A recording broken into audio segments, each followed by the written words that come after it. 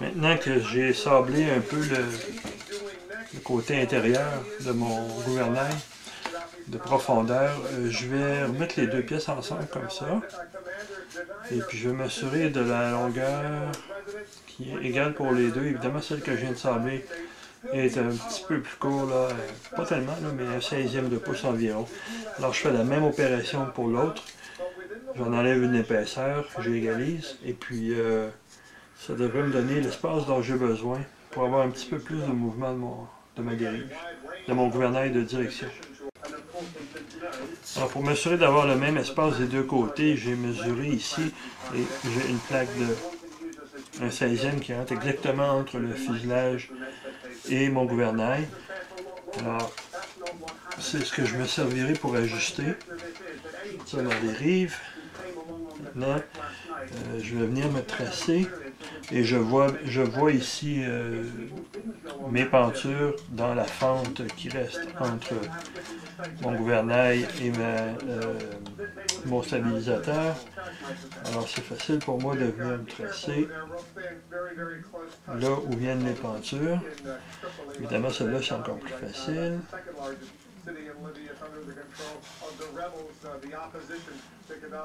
Comme ça. Donc j'ai mes marques. Maintenant je peux installer mes pentures. Et quand mes pentures seront installées, j'aurai terminé l'installation du stabilisateur du gouvernail. Et les prochaines étapes, pour ce qui est du fuselage, vont être retardées un peu, alors que j'ai de fortes chances de commencer à mettre la fibre de verre sur mes dérives et peut-être aussi sur mon aile.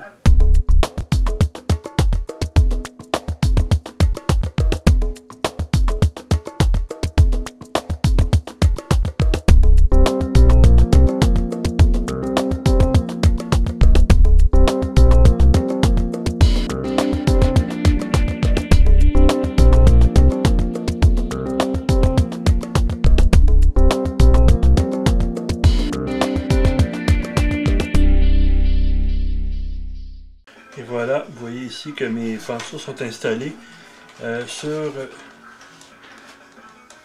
mon stabilisateur, sur mon gouvernail, et mon gouvernail est installé.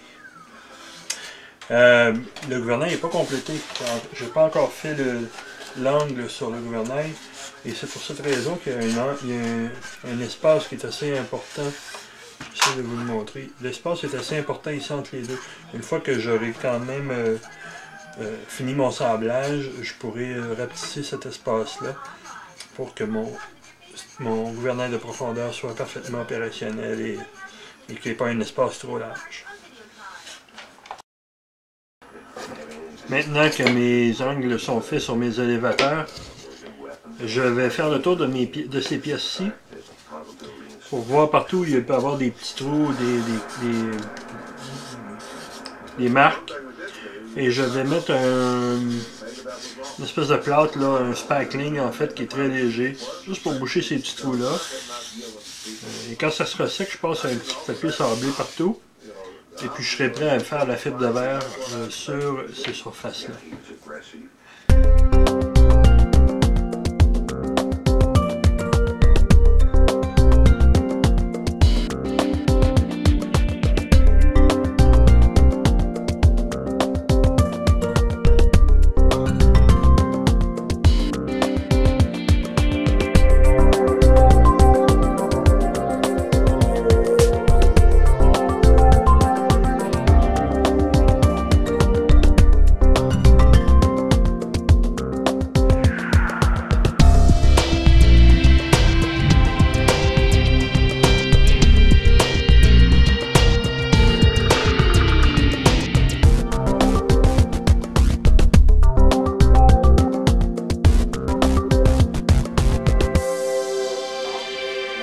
Comme vous l'avez vu, j'ai mis du bouche-passe sur mes pièces et maintenant j'attends que mes pièces sèchent pour continuer la finition. Et ça me donne un peu de temps pour vous parler ici un peu du moteur. Alors, le moteur, vous le voyez ici, c'est un Super Tigre, comme je vous ai déjà mentionné, et c'est un G45 que vous voyez ici. 45, ça correspond à sa cylindrée. Donc, dans le système impérial, 0.45, c'est 0.45 pouces cubes. Ce qui correspond en métrique à 7.5, environ 7.5 cm3. Pour être précis, 7.37 et des poussières. Alors, mon moteur ici, technologie ABC. Alors, je vais juste vous le montrer un peu ici, là, sur la boîte. GS45 ABC. On le voit ici. Donc, ce que ça veut dire ABC? Le A veut dire aluminium, le B veut dire brass en anglais évidemment, et le C veut dire chrome. Donc, ABC veut dire aluminum piston in brass chromed sleeve. Piston d'aluminium dans une chemise de laiton chromé, plaqué de chrome. Et alors, cette technologie-là, ce qu'elle nous permet, elle nous permet d'aller chercher une bonne compression et d'éliminer le segment qui est habituellement sur le piston. De plus, la chemise, elle est conique, elle se resserre au haut vers la culasse, elle est plus serrée. Donc, quand le piston remonte vers la culasse, il est coincé et ça fait une meilleure compression. Par contre, c'est un usinage qui a des tolérances qui sont très strictes. Et comme vous voyez maintenant, le moteur, il est très difficile à tourner. On l'entend même qu'il grince. Et n'ayez crainte quand vous achetez ces moteurs-là. Au départ, ils sont tous comme ça. Par contre, après qu'il aura brûlé, il sera rodé après qu'il aura brûlé quelques réservoirs d'essence. Les pièces vont s'user, juste assez. Et il va devenir beaucoup plus facile à tourner, mais il va conserver quand même ses propriétés, car l'aluminium, quand il chauffe, il se dilate. Donc le moteur ne perdra pas sa capacité de compression.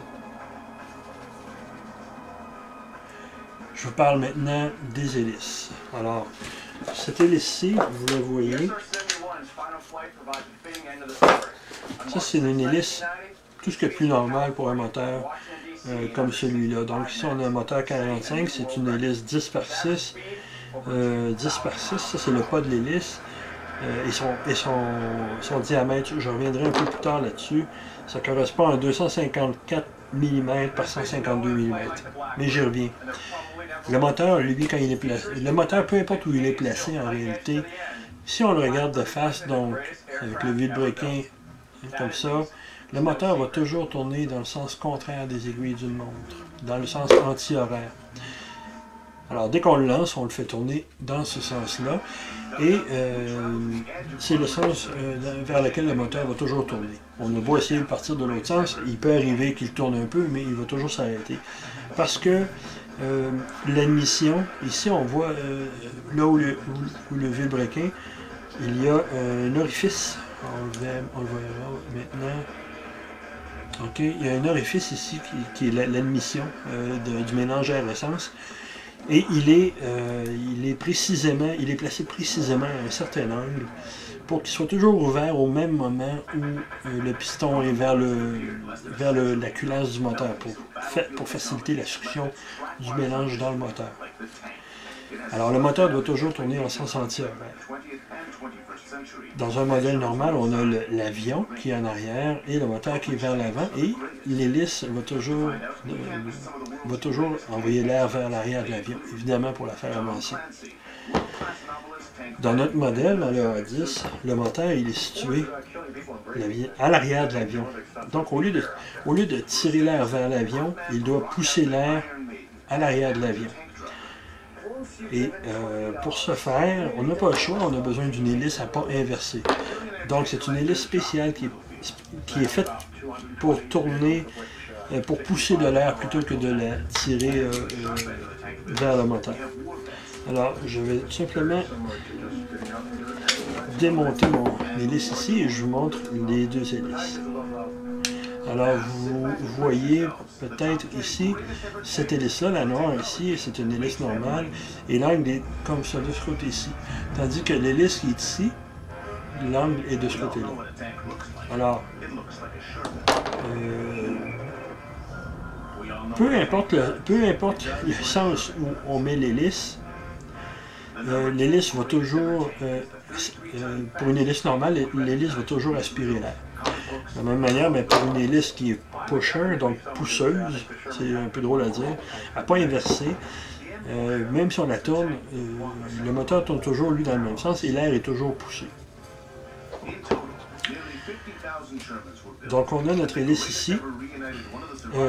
Et je voulais donc vous parler des différents calibrages d'hélice. Alors, pour le moteur, ce que j'ai ici, le GS45, le Supertip 45,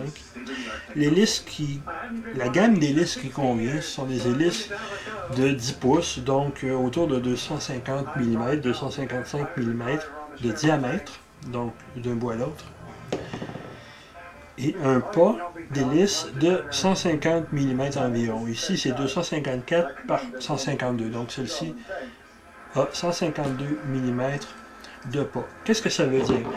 Ça veut dire que quand l'hélice va avoir fait un tour, l'hélice aura avancé, ou, comment je vous l'expliquerai, dans un cylindre, si l'hélice avançait dans un solide, où il n'y avait pas de possibilité de compresser la matière, quand l'hélice aurait fait un tour comme ça, elle aurait avancé de 152 mm. Okay? Donc, à chaque tour, c'est comme si on avait dans un cylindre, on avait de l'air, et qu'à chaque tour, le cylindre avançait de 152 mm. Il y a plusieurs pas d'hélice possibles. En général, ce qui va influencer la vitesse de rotation maximale du moteur, c'est le diamètre. Ce qui va influencer sur la charge pour le moteur, c'est le pas. Je m'explique. Un moteur comme ça doit tourner autour de 12 000 tours minute, au maximum. Si je lui mets une hélice de 10 pouces. Si je prends une hélice de 11 pouces, une hélice de, disons, 300 mm, je dis n'importe quoi un peu, mais une hélice beaucoup plus grande. Alors l'hélice, le moteur, à son maximum, va tourner peut-être à 10 000 tours minute. La révolution, les tours minutes vont baisser. Si je prends une hélice de 200 mm, donc comme ça, le moteur, à son régime maximum, va peut-être tourner à 15 000 tours minute. Alors, c'est vraiment le diamètre qui influence la vitesse de rotation du moteur. De l'autre côté, plus le pas de l'hélice est faible,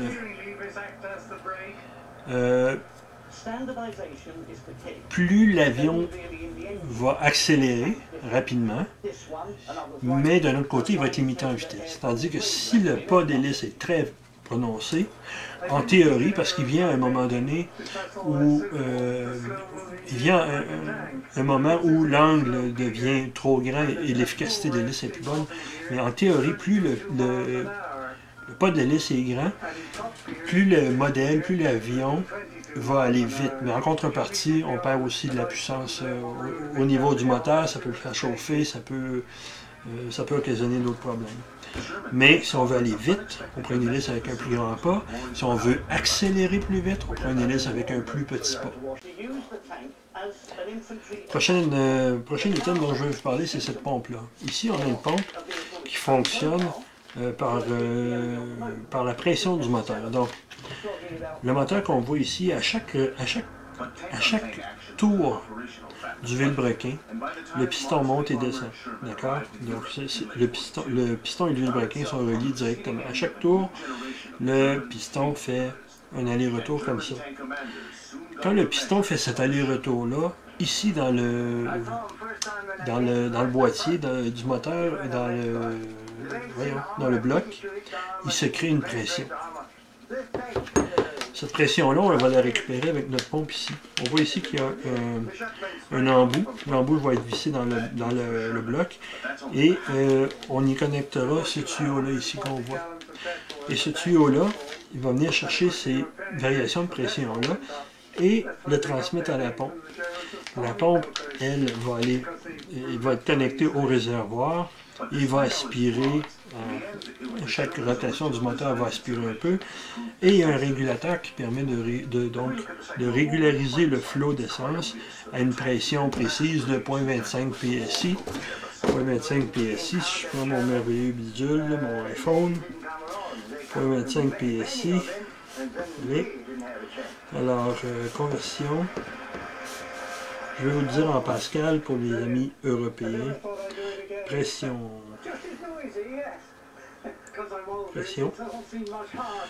PSI, pouce de mercure. Donc, 0,25. 0,25. 846 pascal. 0,8 kilopascal. Je vais juste m'assurer que j'ai le bon. Oui, c'est le bon. Donc, 0,25 PSI correspond à 845 environ, 845 pascal, 0,85 kilopascal. Alors, c'est la pompe ici qui va régulariser mon apport en essence vers mon moteur.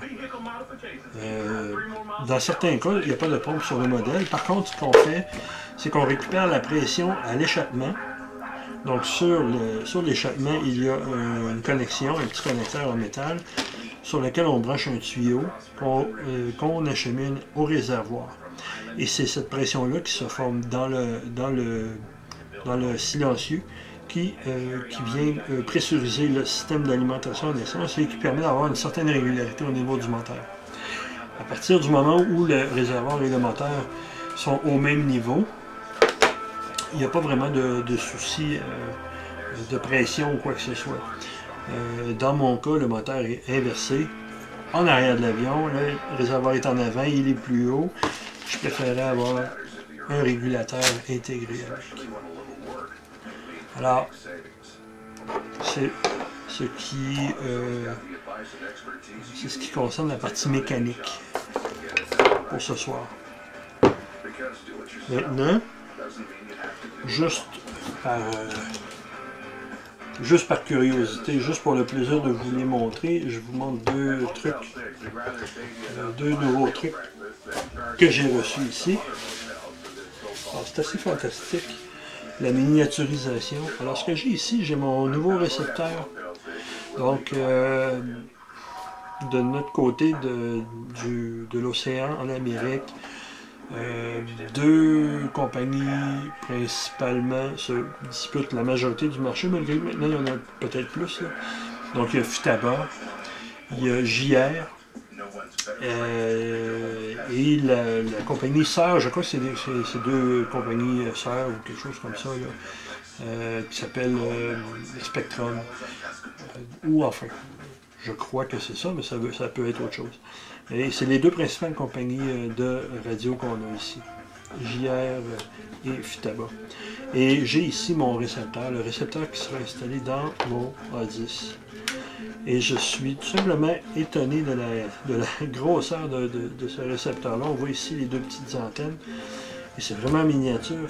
Et enfin, c'était juste pour vous le montrer comme ça. C'est un récepteur à 7 canaux. Dans notre cas, on en utilise 5. Il y en a 2 qui ne serviront pas ou que je pourrais utiliser pour faire autre chose. Exemple, larguer une bombe. Ah, tiens, ça pourrait être amusant. Mais c'est pas dans le programme. Dans mon cas, on a les 4 contrôles principaux, donc la révolution du moteur, les ailerons, l'élévateur, le grenade donc de profondeur et le grenade de direction. En plus, on ajoute le train d'atterrissage, donc on arrive à 5 canaux. Et on voit ici les deux petites antennes comme je vous mentionnais. Tout ça dans un minuscule boîtier, c'est peut-être, je dirais que c'est environ le quart de ce que c'était quand c'était des radios FM. Moi, j'utilise des radios FM dans mes autres modèles, et ce modèle-là, sera le premier que j'utilise avec une technologie à 2.4 GHz, Spread Spectrum. Je pourrais certainement vous faire un petit atelier là-dessus, mais ça demandera un peu plus de préparation, puis peut-être une présentation avec PowerPoint peut-être, mais je ne veux pas trop vous promettre de choses parce que ces jours-ci, je suis débordé au travail. Et ça explique aussi pourquoi depuis quelques semaines, il y a eu moins de vidéos. Enfin, je sais que maintenant, je suis en train de diffuser les épisodes autour de 23, 24, 25, et que là, d'un épisode à l'autre, il se passe des fois une semaine ou même un peu plus. En réalité, j'ai jusqu'à 33 d'assemblées. Il me reste à les transférer sur YouTube. Et j'avais autre chose à vous montrer, c'est ici. Et là, ça, c'est l'inverse de ça, c'est un peu plus grand, mais je trouve ça quand même intéressant de vous le montrer. C'est mon système d'allumage pour la bougie de mon moteur. Alors, vous voyez qu'il fonctionne avec deux piles. Les piles 2A, les piles 2A, je ne sais pas si on les appelle comme ça en Europe. Je peux peut-être vous montrer, vous allez voir. Les piles 2A, c'est cette pile-là, c'est des piles de cette grosseur-là. MN1500, LR6 peut-être chez vous. Enfin. Et donc vous voyez, on en utilise deux pour cet appareil-là.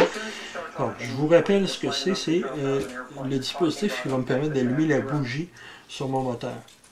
Ce dispositif-là, il est branché d'abord dans le récepteur de l'avion et le cerveau qui contrôle les gaz est branché dans cette prise-là ici. Il vient s'insérer entre les deux dans le circuit donc. Il est programmable. On voit ici qu'il y a des boutons de programmation. Il y a une petite diode électroluminescente ici qui permet de comprendre notre programmation. Quand on le programme, donc la diode scintille à différentes fréquences, ce qui nous informe de nos réglages. Et il y a ici l'endroit où on branchera les fils qui vont aller se brancher sur notre moteur pour faire allumer notre bougie. Ce dispositif-là, ici, va me permettre, donc au ralenti, ça va me permettre d'ajouter un niveau de fiabilité au moteur. Donc au ralenti, et là je vais le programmer en conséquence, je ne sais pas encore exactement les réglages que je lui ferai. Au ralenti, en bas du tiers par exemple, ou du quart de sa rotation, le système va automatiquement alimenter la petite bougie qui vient sur le moteur. Et en ce faisant, il va permettre de réguler le ralenti à une vitesse qui est vraiment constante, vraiment beaucoup plus stable. L'autre avantage, c'est que, comme je vous ai déjà expliqué, le moteur va être inversé sur l'avion. Alors, on peut s'imaginer, non seulement se l'imaginer, mais le voir. Je vais vous le montrer. Alors, voici l'avion.